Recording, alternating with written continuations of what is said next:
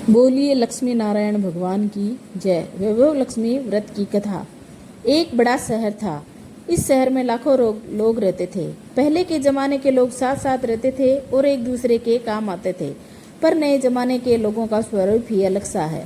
सब अपने अपने काम में रत रहते हैं। किसी को किसी की परवाह नहीं। घर के सदस्यों को भी एक दूसरे की परवाह नहीं होती। भजन कीर्तन, भक्ति भाव, दया, माया, परोपकार जैसे संस्कार कम हो गए हैं। शहर में बुराइयां बढ़ गई थी। शराब, जुआ, व्यभिचार, चोरी, डकैती वगैरह बहुत से गुनाह शहर में होते थे। कहावत है कि हजारों निराशों में एक अमर आशा छिपी हुई है। इसी तरह इतनी सारी बुराइयों के बावजूद शहर में कुछ अच्छे लोग भी रहते थे। ऐसे अच्छे लोगों में शीला और उसके पति की गृहस्थी मानी जाती थी। शीला धार्मिक प्रकृति की और संतोषी थी। उसका पति भी विवेकी और सुशील था। शीला और उसका पति ईमानदारी से जीते थे। वे किसी की बुराई नहीं करते थे। प्रभु भजन में अच्छी तरह समय व्यतीत कर रहे थे। उनकी गृहस्थी आदर्श गृहस्थी थी और शहर के लोग उनकी गृहस्थी की सराहना करते थे। शीला की गृहस्थी इसी तरह खुशी खुशी चल रही थी। पर कहा जाता है कि कर्म की गति अकल है। विधाता के लिखे लोग कोई नहीं समझ सकता। इंसाफ का नसीब पल भर में राजा को रंक बना देता है और रंक को राजा। शीला के पति के अगले जन्म के कर्म भोगने बाकी रह गए होंगे कि वह बुरे लोगों से दोस्ती कर बैठा। वह जल्द से जल्द करोड़पति होने के ख्वाब देखने लगा। इसलिए वह गलत रास्ते पर चढ़ गया और करोड़पति के बजाय रोडपति बन गया। यानी रास्ते पर भटकते भिखारी जैसी उसकी हालत हो गई। शहर में शराब, जुआ, चरस, गांजा वगैरह बांदियां फैली हुई थी। उसमें शीला का पति भी फंस गया। दोस्तों के साथ उसे भी शराब की आदत हो गई। जल्द से जल्द पैसे वाला बनने की लालच में दोस्तों के साथ जुआ खेलने लगा। इस तरह बचाई हुई धनराशि, पत्नी के गहने, सब कुछ जुए में गवा दिए। इसी तरह एक वक्त ऐसा भी था कि वह सुशील पत्नी शीला के साथ मजे से रहता था और प्रभु भजन में सुख शांति से वक्त व्यतीत करता था। इसके बजाय घर में दरिद्रता और भूखमरी फैल गई। सुख के खाने के बजाय 2 वक्त भोजन के लाले पड़ गए और शीला के पति की गालियां खाने का वक्त आ गया था।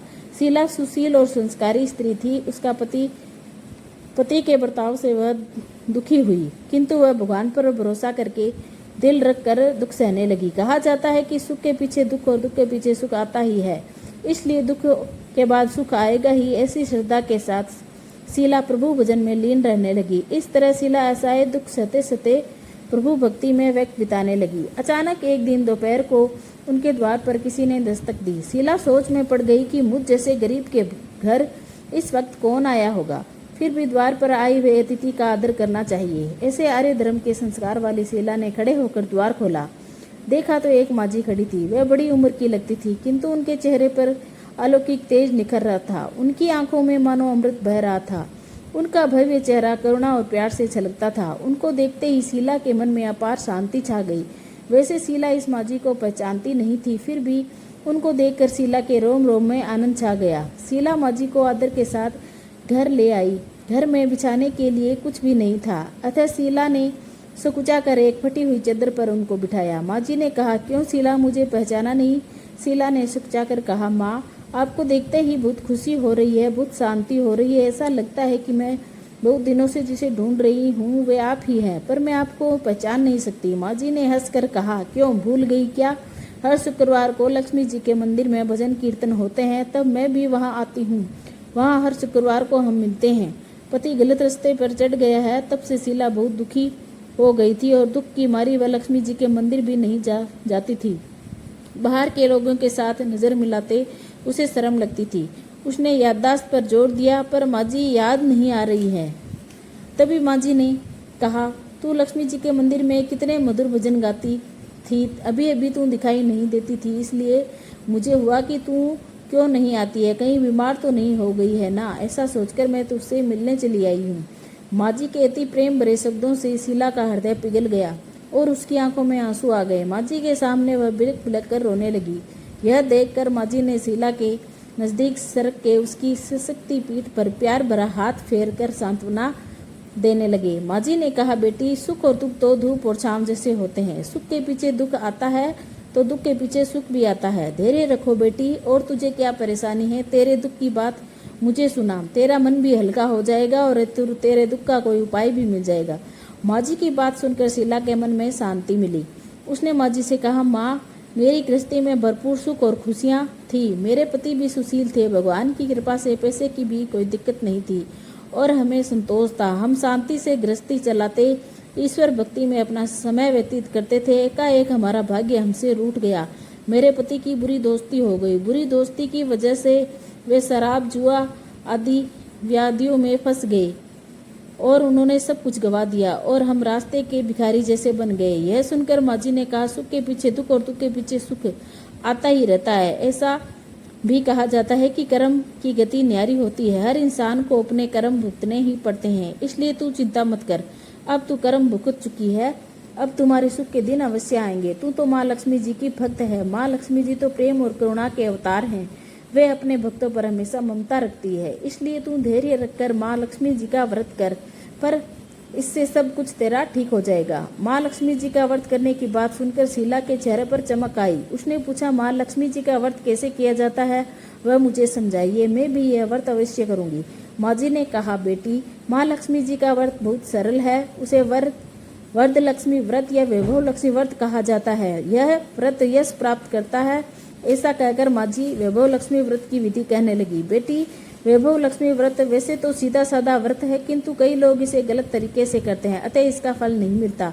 कई लोग कहते हैं कि सोने के गहने को हल्दी कुमकुम से पूजा करो, बस व्रत हो गया, पर ऐसा नहीं है। कोई भी व्रत शास्त्रीय विधि पूर्वक करना चाहिए, तभी उसका फल मिलता है। सिर्फ सोने के गहने की पूजा करने से फल मिल जाता तो सभी आज लखपति बन जाते।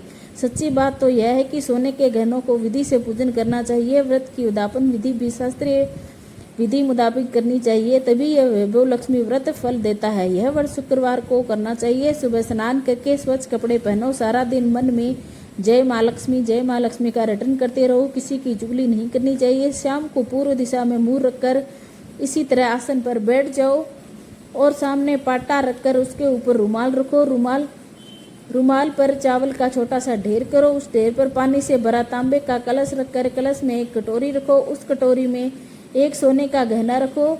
सोने का है तो, नहीं तो चांदी का भी चलेगा। चांदी का न हो तो नगद रुपया भी चलेगा। बाद में घी का दीपक जलाकर धूप बत्ती सुलगा कर रखो। माँ लक्ष्मी जी के बहुत से स्वरूप है और माँ लक्ष्मी जी को श्री यंत्र अति प्रिय है, अतः वैभव लक्ष्मी में पूजन विधि करते वक्त सर्वप्रथम श्री यंत्र की पूजा लक्ष्मी के विविध स्वरूप को सच्चे हृदय से दर्शन करे और माँ लक्ष्मी जी के विविध स्वरूप की छवि दी हुई है वो आप देखें। इसके बाद लक्ष्मी स्तवन का पाठ करें। बाद में कटोरी में रखे हुए गहने या रुपये को हल्दी कुमकुम चावल चढ़ाकर पूजा करें। लाल रंग का फूल चढ़ाएं। शाम को कोई मीठी चीज़ बनाकर उसका प्रसाद रखें। न हो सके तो शक्कर या गुड़ भी चल सकता है। फिर आरती करके 11 बार सच्चे हृदय से जय माँ लक्ष्मी बोले। बाद में 11 या 21 शुक्रवार यह व्रत करने का दृढ़ संकल्प करें।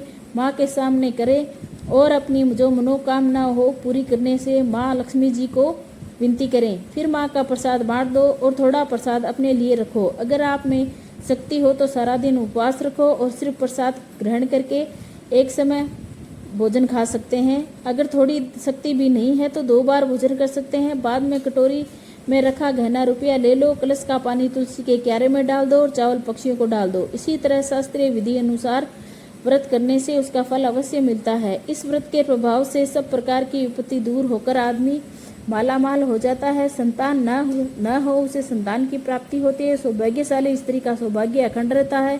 कुंवारी लड़की को मन भावन पति मिलता है। शीला यह सुनकर आनंदित हो गई। फिर पूछा, माँ, आपने वैभव लक्ष्मी व्रत की जो शास्त्रीय विधि बताई है वैसे मैं अवश्य करूंगी, किंतु इसकी उद्यापन विधि किस तरह करनी चाहिए यह भी कृपा करके सुनाइए। माँ जी ने कहा, 11 या 21 जो मन्नत मानी हो उतने में शुक्रवार यह वैभव लक्ष्मी व्रत की पूरी श्रद्धा और भावना से करना चाहिए। व्रत के आखिरी शुक्रवार को जो शास्त्रीय विधि अनुसार उद्यापन विधि करनी चाहिए वह मैं तुझे बताती हूँ। आखिरी शुक्रवार को खीर या नैवेद्य रखो।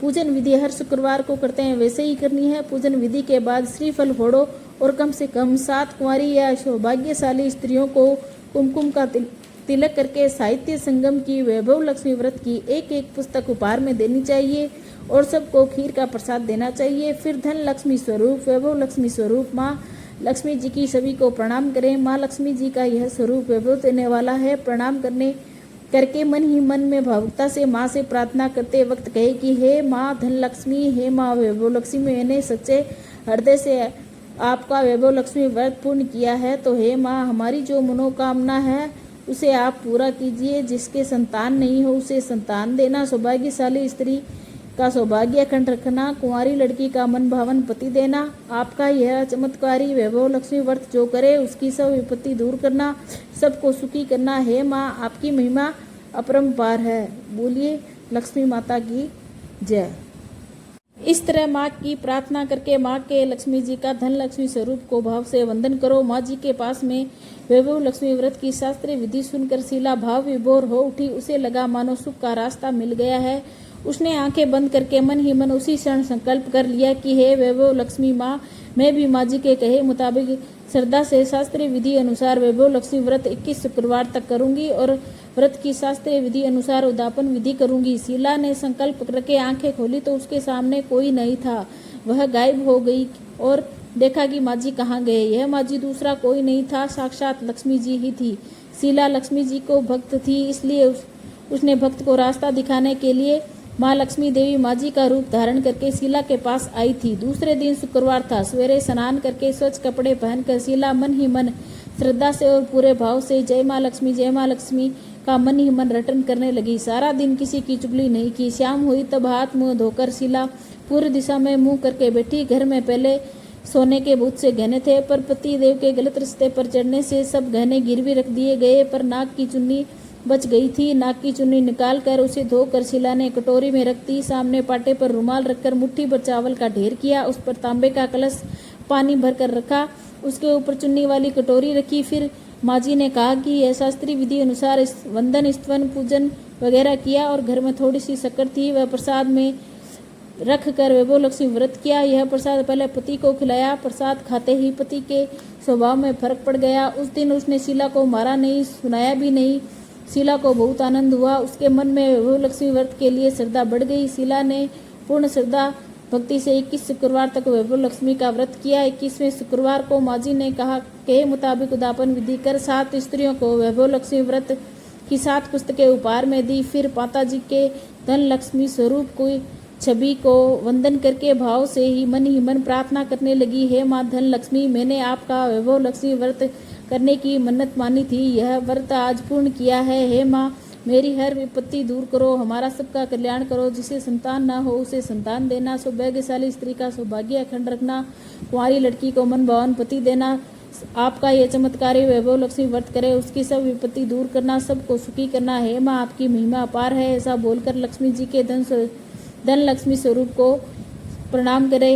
इस तरह शास्त्रीय विधि पूर्वक शीला ने श्रद्धा से व्रत किया और तुरंत ही उसे फल मिला। उसका पति गलत रास्ते पर चला गया था, वह अच्छा आदमी हो गया और कड़ी मेहनत करके व्यवसाय करने लगा। माँ लक्ष्मी जी के वैभव लक्ष्मी व्रत के प्रभाव से उसका ज़्यादा मुनाफा होने लगा। उसने तुरंत शीला के गिरवी रखे हुए गहने छुड़ा लिए। घर में धन की बाढ़ सी आ गई। घर में पहले जैसी सुख शांति छा गई। वैभव लक्ष्मी व्रत का प्रभाव देखकर मोहल्ले के दूसरी स्त्रियां भी शास्त्रीय विधि अनुसार वैभव लक्ष्मी व्रत की विधि कहने लगी। हे माँ धन लक्ष्मी, आप जैसे शीला पर प्रसन्न हुई है उसी तरह आपका व्रत करने वाले सब पर प्रसन्न होना, सबको सुख शांति देना। हे माँ धन लक्ष्मी, जय माँ वैभव लक्ष्मी।